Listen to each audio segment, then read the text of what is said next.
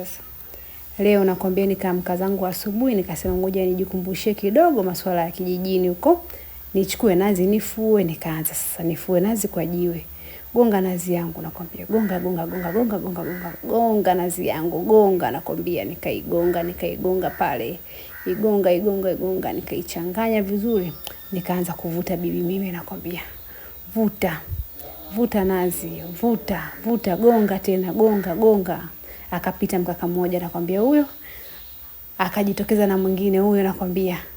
Nikasema mimi hata siwaangali, niko bize mimi na masuala yangu kuvushia masuala ya vijijini huko.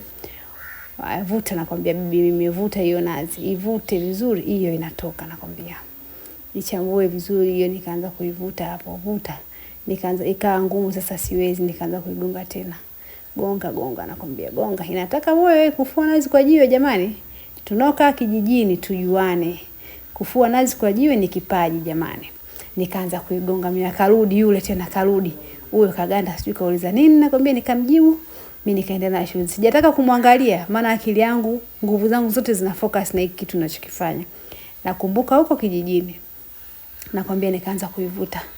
Vuta. Nilimuuliza kameramani, unaniona vizuri lakini yeye anakuona poa. Vuta nakwambia, ivute. Gonga, ngoma imekuwa ngumu, nikaanza kuilainisha pale. Gonga nakwambia, gonga. Nikagonga kidogo hiyo inaanza kuachia nakwambia. Vuta. Gonga. Hiyo inaanza kutoka nakwambia. Nimetoka hapo niko hoi nakwambia. Nazi hiyo inavutika mara nikagonga tena nakwambia. Hiyo ndio ya mwisho namalizia, naanza kupata moyo pale. Kweli mtihani wangu nimeweza kuubutua. Gonga. Kitu kimeisha nakwambia hicho. Umeona mambo hayo, mambo rahisi. Kama mnaweza kufua nazi kwa jiwe tuonane. Tujuane maana